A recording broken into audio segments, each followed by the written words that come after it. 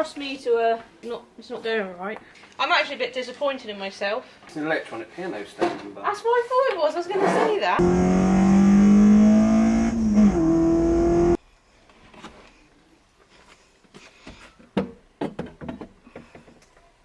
Lights loaded in the trusty Bilingo. Hi guys, welcome back to another video back on the Driven 24/7 Automotive YouTube channel. Today we're here for old time's sake. Well, we're not, it's my family's house. I'm here at my parents' house. My dad is going to teach me how to do a headlight restoration on my Honda Civic Type R's headlights. One is worse than the other, but as you would have seen in a previous upload, had to take the bumper off to even get the headlights out in the first place. Because both the headlights out, might as well do a restoration on both of them. One is, like I say, worse than the other, so we're going to start with the really bad one, then work our way on to the better one out of the two. I've never done anything like this before. I really want to be hands-on with my cars nowadays, and my dad's going to teach me because he's done this before. I know I could have paid someone to do it, but I'm all about making content, and I really like giving stuff a go nowadays, so let's do this, I guess. My dad's here with the worst headlight out of the two. Now, some petrol heads don't know that you can actually do this. A lot of people just think you need new headlights, right? Yeah, it's pretty straightforward if you've got all the gear. So what it's stages of sanding down, really? Yeah, it's got an electric sander. This one does 2.5 orbits. Oh. 2.5 mils. That's connected to a dust extractor. And then you use different grades. So we've got 400, then 600 and 800. Then it's clear coat it on top. And it's all good to go. So the clear coat will effectively just protect it. Yeah. Like going bad. So that's quite an important part, really, to stop it hopefully doing this in the future. Exactly that. A bit scared to, so I think you go for it first. This is on the worst one, so yeah.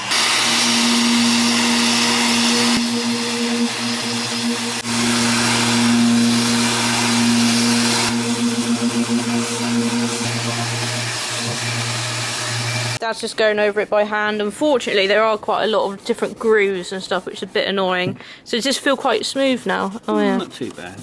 As you can see, the light's obviously gone really kind of hazy. What grit was that on that one first? That's 400. So that's how it looks now. Then what we're going to next? 6. And then I guess it'll still have that look about it afterwards as well. And that'd be 800 after that. Okie dokie.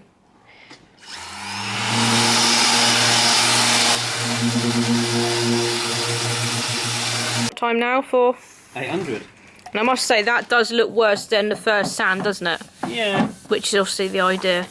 So all we're doing basically is just sanding away the oxidisation, is that what they call it? That's it, yeah. Okay. This is interesting.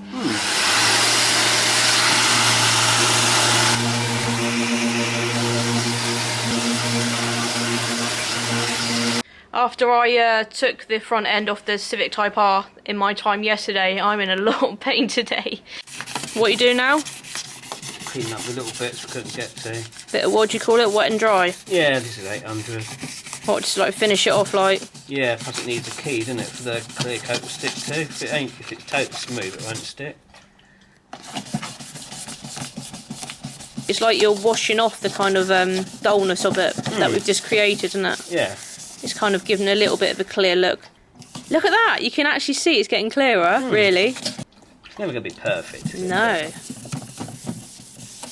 Jeez. I've got 1,000 soft pad. So it'd just be more flexible just to go over it now we've done the wet and dry as such. Yeah.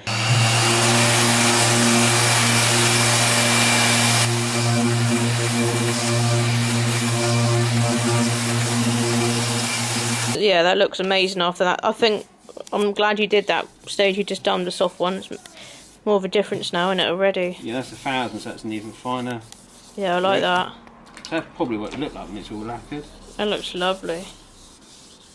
How many coats of lacquer then? 2 or 3. Okay, yeah. Give it edge protection.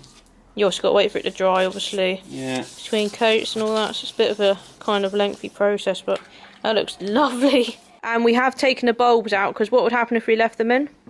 All the rattling of the sander might just damage the filaments and blow the bulb. What else were you just saying? That a lot of people don't lacquer them afterwards, they just go ahead with polishing them. It's not going to last, because obviously it's the polish, it's the lacquer. Protects them. The protection, yeah. Can I have a go of it there then? Yeah, so what have we got on here again? This is a 400 now. 400? Yeah. What do I do? Just press, I've used one before, haven't I? Yeah, that's fine. Not that hard. Oh yeah.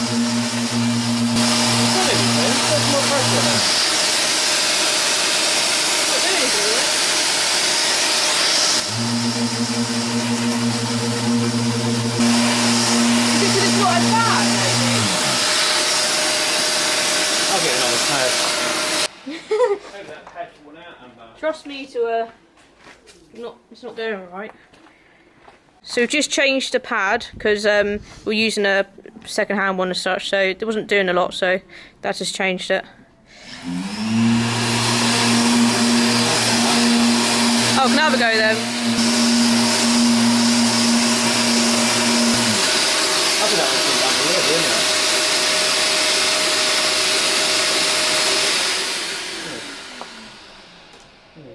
You think it's been done already? Maybe, yeah. And that's why we can't cut through it? Well, a little bit.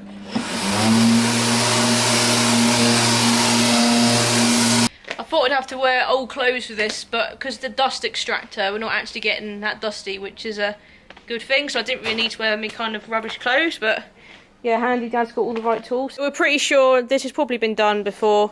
So what have you done now, pad-wise? 180 now, which is really cool. So we do want to get through to it, because we want to do them both at the same time, don't we, really? Yeah, so matching, didn't you? Yeah, okie dokie.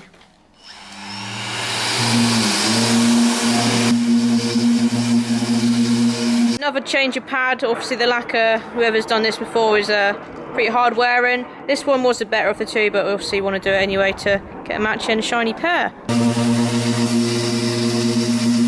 So 400 pad in now from a what were we? 180 to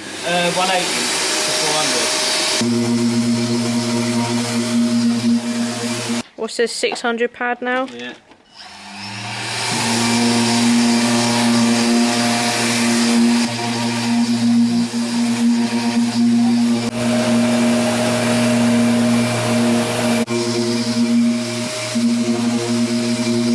So Dad's just finished with an 800, now doing some wet and dry.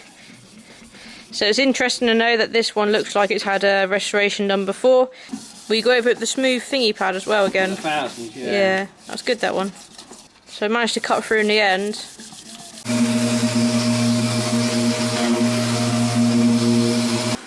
That's what it'll look like when it's finished. I still think that's an improvement, even though this one wasn't that bad. Do you think?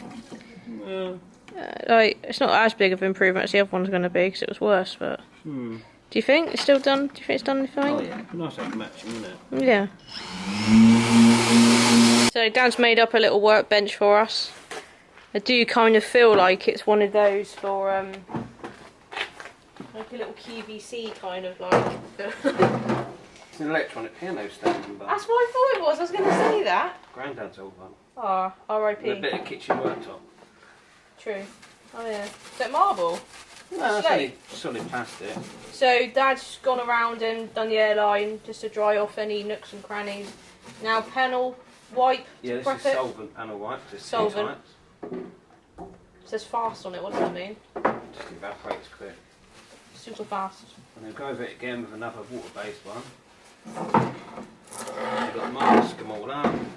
Mask them before lacquering. Yeah, there you go. It's done. Say it a bit louder. They're going to look lovely. Hope so. Shame about those marks, but I don't think we can get rid of them. Yeah, there's a mark on the inside of the lens, we think, don't we? Yeah. But it wasn't visible before we started this, so hopefully it won't be visible afterwards, will it? Shouldn't think so. Need a bigger workbench, Amber. Yeah, I know, need a bit of bigger worktop, bigger keyboard stand. So Dad's going to go over it with another panel wipe. Why? Because whatever the other stuff don't take off, this one will. Double. So it's like an insurance policy. Huh? Well, it's like if one... Insurance policy? Well, yeah, so whatever happens, you've cleaned up as much muck as you can. So if the other stuff don't touch it, this stuff Yeah. does. Gonna lack them in a minute and stuff, but like, if you were to do it with a spray can, it's not as good as doing it out of a gun, yeah? Yeah, because obviously spray can, everything's diluted, so it comes out the nozzle. Right, Dad's now masking up a job which he just said he absolutely loves. Mm. I'm actually a bit disappointed in myself, because obviously I let Dad do the first headlight because it was the worst out of the two, and then when I thought I could help, it just went a bit wrong because it turns out the one I was trying to do had been done before, and it just needed more of your expertise, so I haven't actually done absolutely anything. Never mind, eh? Apart from filming, the intent was there. I did want to help, but my headlight I was doing just wasn't up for me doing it. So what we do now, masking up the back of the light. Yeah. Nice to do a proper job, isn't it? Proper. Proper. So Dad looks like he's wrapping up a present, but so he's gone around the edges of masking tape. He's now got some masking paper, I guess it's called. Yeah. Just covering the backlight basically, because we only want to get lacquer on certain parts of the headlight, not all of it. Then just on to the final stages once this is done of lacquering up, and hopefully the definition and the shine and the clarity will be there and apparent. That smells. No, I'm going to move away, I think. So Dad's got a mask on, so I'm going to try and do the speaking. So both the headlights are now, you've seen them be masked up, back of them's all masked up. Dad's now got his lacquer. Is it any type of lacquer? 2-pack. 2-pack, you said? Ultra high solid. 2-pack ultra high solid. Yeah. So I will move.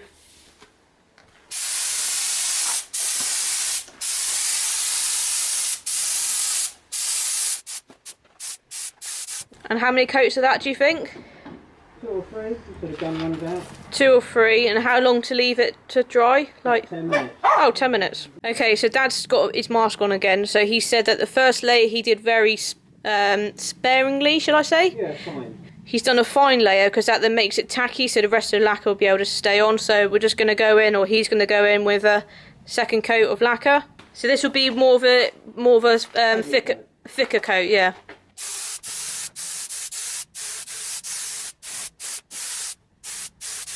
Right, so the lights have had about 3 coats of lacquer now. I'm not going to be able to take them with me this evening because they need like just more time to sort of secure, because we don't have like a heating facility here. So I'll leave them to dry, and I'll probably come back tomorrow when my dad will kind of do some finishing touches to define them a bit more. Then hopefully it'll be into the car. So I'll see you guys and these lights tomorrow. Right guys, it's been a couple of days since I dropped off my headlights at my parents' house, and I was filming my dad restore them because I said I tried to help but I failed and couldn't do it. And I just want to quickly add, whilst my dad had my headlights in his possession, off camera while I wasn't there, he finished a headlight restoration off with a headlight polish. And how dare I forgot to say here, big thanks to my dad for doing this all for me in the first place. So let's show you the really bad, or what was the really bad one, which was this one. So this was the really yellow driver's side headlight. So this was the one that really needed a restoration out of the 2. Looking good, and I'll show you the not so bad one, but we did it anyway. And here's the passenger one, like I say, which wasn't as bad, but while we were there, we wanted to get them both done so that at least they've both been restored at the same time. So that is it for this video. Just wanted to show you us restoring the headlights. Us, I say my dad. So I hope you've enjoyed watching this video, and in another video you'll actually see, and I will see, what they look like on the car, because I'm about to film hopefully me doing it all myself again. I'm going to install the headlights and the bumper back on the car, then we can we can all see how good they look on the actual car. Looking forward to that. So thanks for watching this one, and I'll see you in another video where we see what they look like on the car. I'm really excited. Thanks for watching this one.